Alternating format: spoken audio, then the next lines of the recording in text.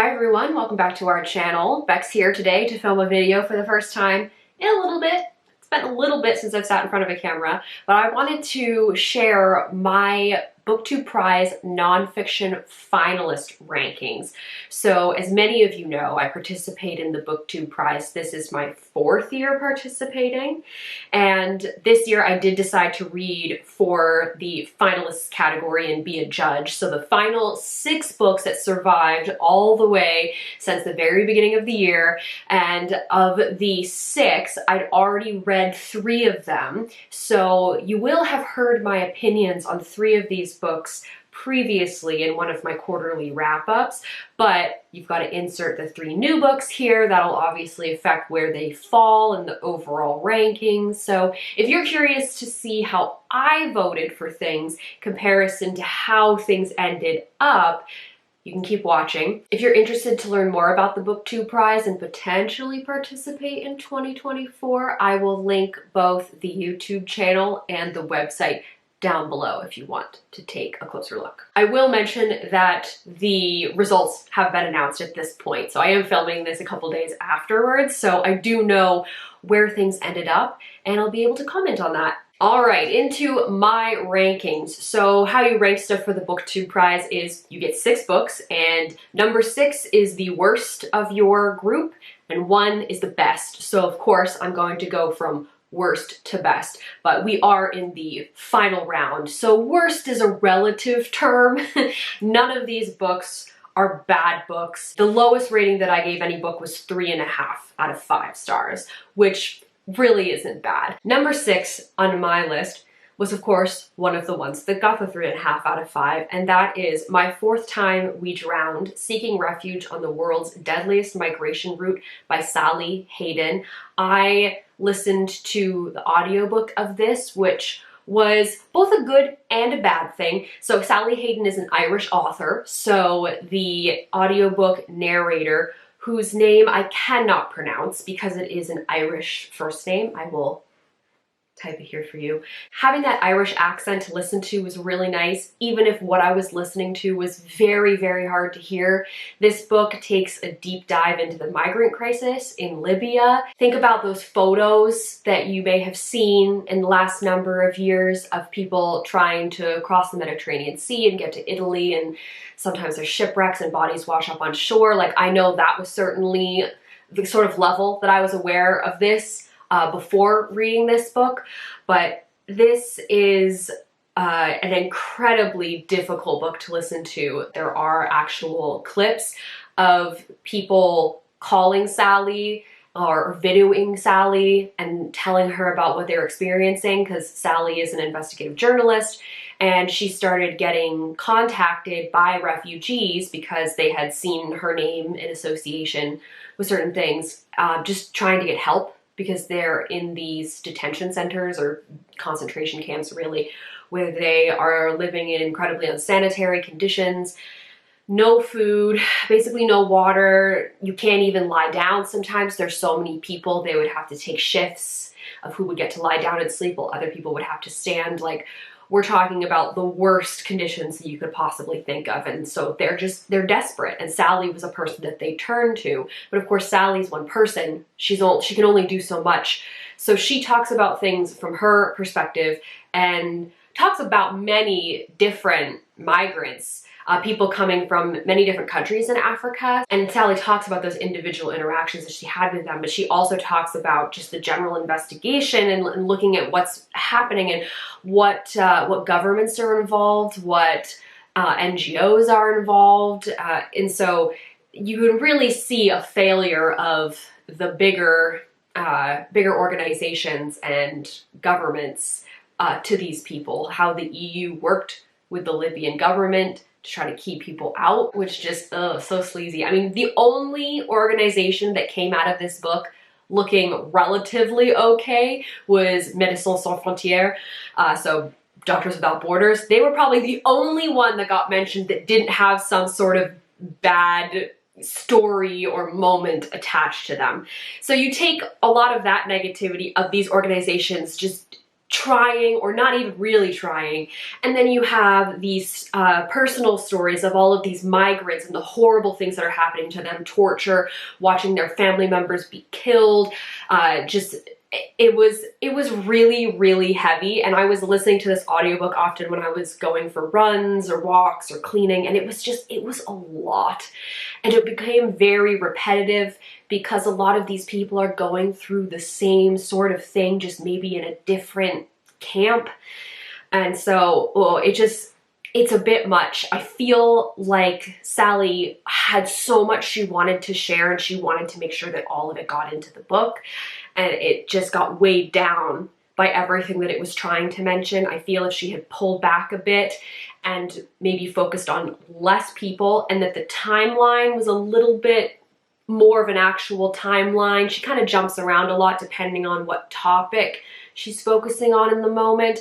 I feel like if those things had been shifted around a bit, this book could have been better, but it's exhausting to read. And I wasn't even physically reading it with my eyeballs. I was just listening, and it was so hard to hear this story and then also have those clips of actual people reaching out to her. That was only at the beginning of the story, but I wasn't expecting it. So I was like, oh boy, this is going to be a lot. And it was.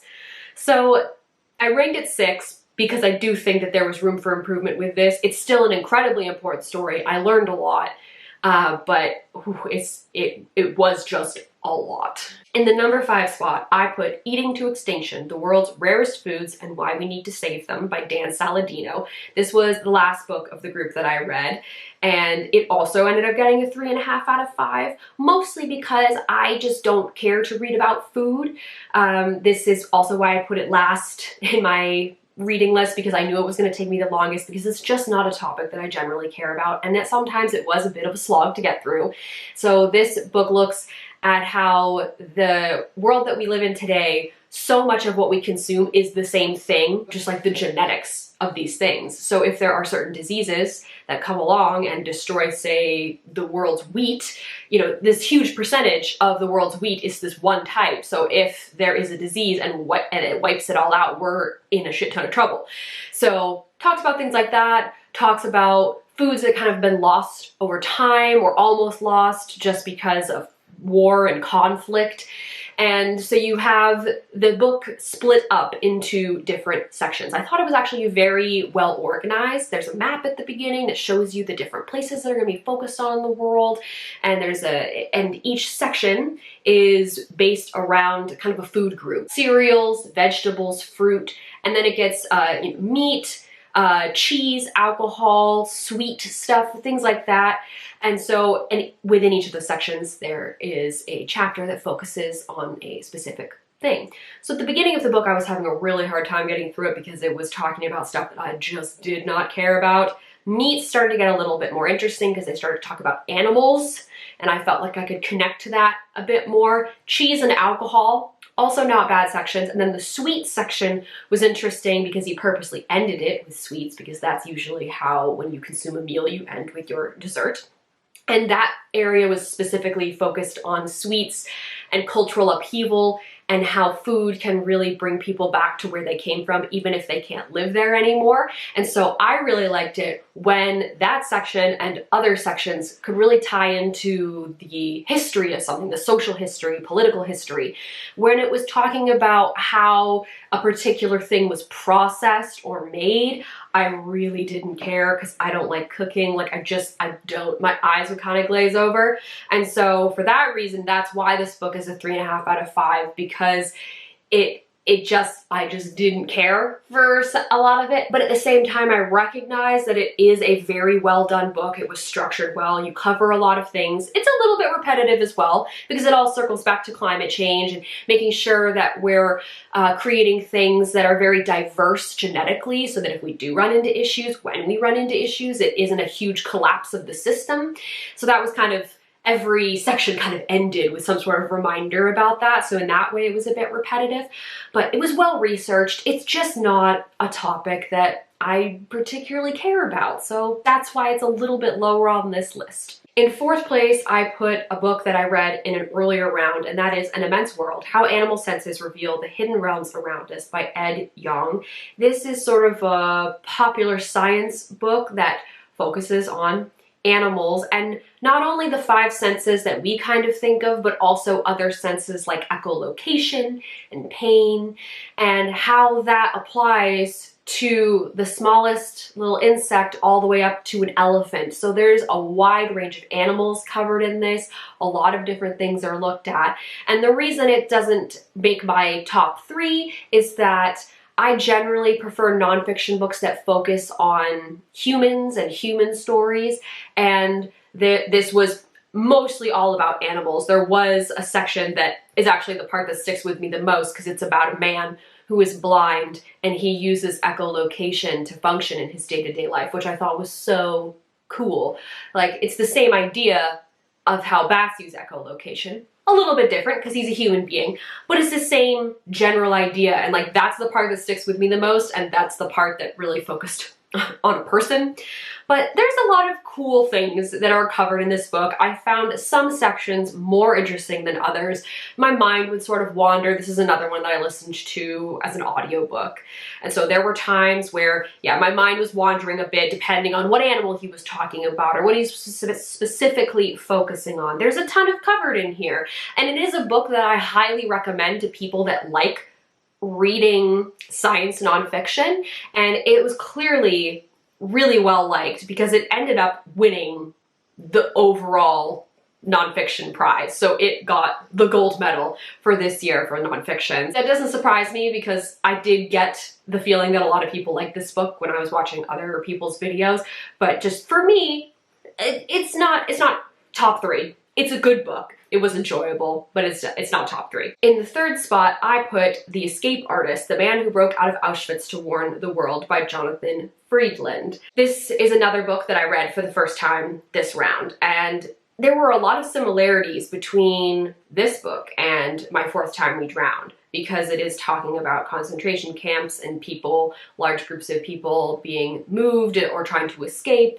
And so listening to Sally Hayden's book and then reading, like physically reading this book, it was a lot. There was a lot of similarities, but it was just a lot of very hard, depressing things to read about. The difference with this one is that we're focusing on one man who's named Rudy, though earlier in the book he goes by Walter. He ends up later changing his name and deciding to keep that name change even after World War II's over and Hitler's dead and the Nazi reign has fallen. This is also chronological, so it's a little bit easier to follow. And of course you follow our main character Rudy when he's young. You learn about his early life. You see how the rise of Nazism and Hitler kind of affected him in his early life and how he eventually ends up in Auschwitz-Birkenau for a few years, doing incredibly hard labor, as you can imagine. In 1944, Rudy, along with a friend of his, Fred, escaped from Auschwitz, which is very hard to do, but it's particularly notable because he was Jewish, and the way that the Jewish population was monitored and worked within the camp was a bit different than a political prisoner or people from sort of other areas that were being gathered. Not that those people didn't have a horrible time either, but they were worked particularly hard. They had a lot of surveillance. So the fact that he escaped was a pretty big deal.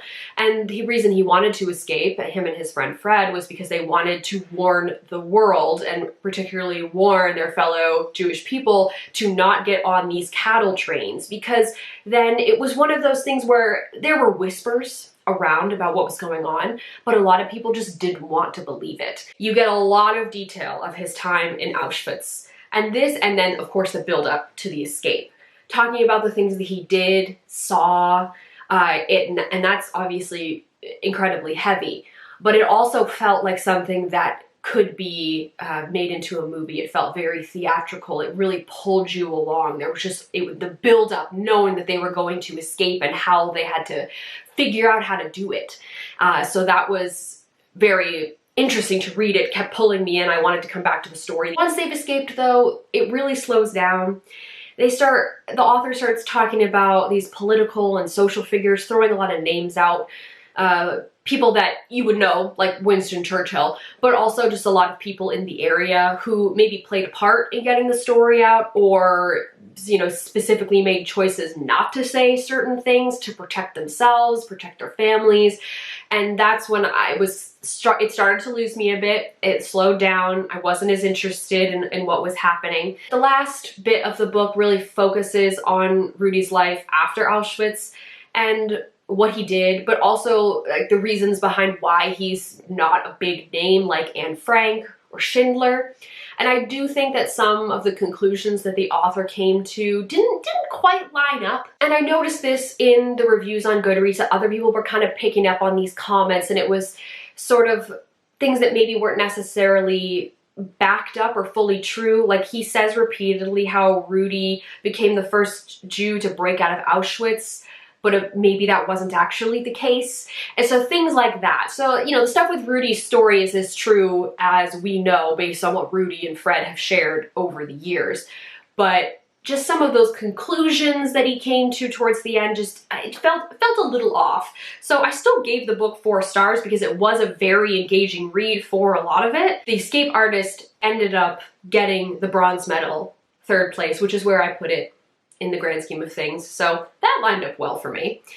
The last 2 books are books that I read in a previous round, and their places did not change. In 2nd place, I put His Name is George Floyd, One Man's Life and the Struggle for Racial Justice by Robert Samuels and Toluse Olorunnipa. This takes a very close look at George Floyd's life, the man who was killed back in May of 2020 and really created a new wave of the social justice movement, all of the protests that were happening. And the book opens on the day that George is killed. And so you can already feel the tension starting to build, but then it backtracks and starts on his early life. And the book, you know, works its way up chronologically to the day that he dies. And so through my reading experience, there was this undercurrent of tension, but it was interesting to learn about a man that people are sort of holding up in this particular way because of what happened to him and what he stands for now. But just to learn about him as a person, he was very flawed. I definitely didn't agree with all the choices that he made in his life, but I also appreciated getting to know him on a more personal level. These 2 authors interviewed hundreds and hundreds of people to build out George Floyd's life and to create this big picture for all of us to read about. There was points where the book felt a bit slow, particularly kind of after he graduated high school and before he moved to Minneapolis. I found that bit a bit of a slog to get through, but it pulled me back in. Reading about the moments where he is actually killed was really difficult, very heavy. The last bit of the book is kind of talking about the way that affected his family, the community, and the world. So I felt that it gave us a really well-rounded picture of everything, and I gave it 4 stars. I think it did get that a little bogged down in the middle, but it was very powerful, and that's kind of why it ended up in the 2nd spot. And then in 1st place, I put the one book that I actually have a physical copy of from this group, and that is Paradise Falls, A Deadly Secret, A Cover-Up, and the Women Who Forged the Modern Environmental Movement by Keith O'Brien. This takes place in the 1970s and 80s, and it's about Love Canal, which is near Niagara Falls, New York. There was basically a dump site where this company was putting all of their chemical waste byproducts into the ground. And these mothers noticed that their kids were getting sick a lot. Like, kids get sick a lot, but these kids were getting sick in a way that's not just a head cold that they've caught at school. And so they started to wonder what might be going on. They started to notice things were kind of leaking out of the ground. The rivers, the water around them seemed off. Their basements had weird smells. And so there was all of these things that were building up to sort of reveal that, oh, perhaps this company has been dumping things into the ground around us, and now our neighborhood has been built on top of that. And now it's affecting the health of our children and eventually us as well. But of course, the higher ups didn't want to believe them.